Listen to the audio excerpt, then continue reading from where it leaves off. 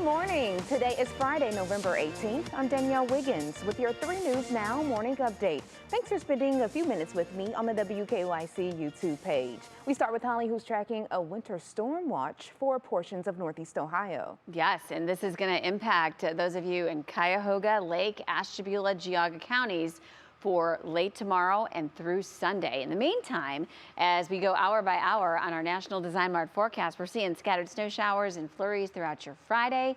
Blustery, cold, only in those low 30s and wind chills in the teens. It'll be a cold night and it'll be a pretty uneventful Saturday outside of just the cold, blustery weather.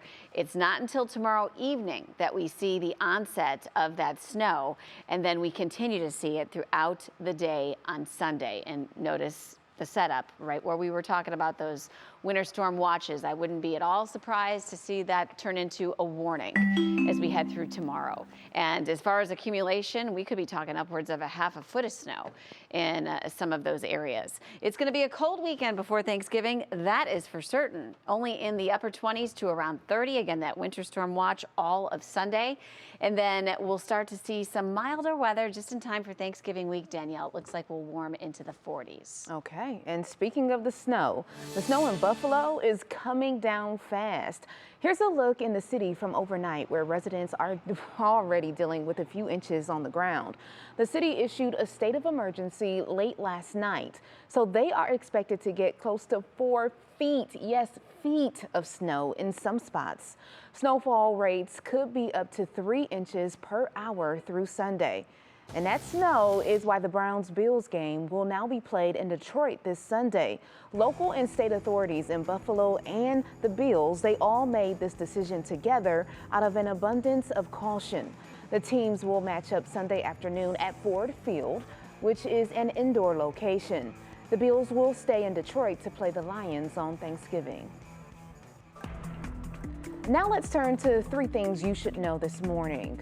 The investigation continues into a shooting at Steelyard Commons yesterday. A police spokesperson told 3 News it seems 2 people were shooting at each other when one of the suspects drove off in a gray vehicle. Some shoppers say that they're already concerned about going to Steelyard, and this incident does not help. It's shocking, but again, it's Steelyard Commons. I love my neighborhood. I love my house. People that are doing these bad things just need to get out. They need to leave. A single victim, a 28-year-old man, was taken to the hospital. There is no word yet on his condition this morning. And a major change at Cleveland State. The university announced it has removed the name Cleveland Marshall from its College of Law. It was named in part after former U.S. Supreme Court Justice John Marshall, who owned slaves. CSU president says Marshall's belief and action relating to slavery are contrary to the values of CSU. The college will now be known simply as the CSU College of Law. And the city of Cleveland has reported its first death associated with the monkeypox virus.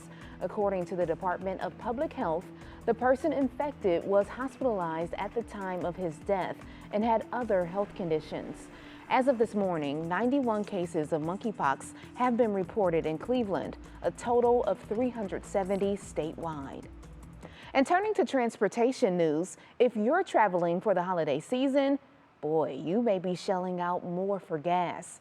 Drivers will face the highest ever gas price for the holiday, with the last record high being a decade ago. So this year, the national average for a gallon of gas is projected to be $3.68 per gallon.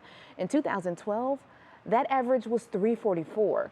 But the prices aren't deterring many because 49 million people will hit the road this Thanksgiving. Good morning. Welcome to the Cleveland Clinic. We gonna get it in. Before you step into the clinic, you gotta eat that spinach. Come on.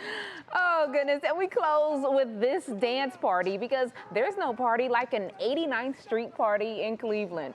So Cleveland Clinic police officer Eric Hudson is bringing so much joy to the streets. Just look at him, here you go. He's giving out high fives, endless dance moves, and bringing pure happiness to the Cleveland Clinic campus for caregivers and patients alike. He even gets some dance partners to cross the street with him. So boy, it's a great way to start your day with him. He's got the moves, I tell you. Well, thank you for taking time to join me for this 3 News Now morning update. Our digital team will continue to bring you the stories making headlines around Northeast Ohio and beyond. Make sure you continue to check our social media pages and WKYC.com throughout the day. I'm Danielle Wiggins, and I'll see you tomorrow morning on Go, the Saturday edition, starting at 5 a.m. Have a great day, everybody.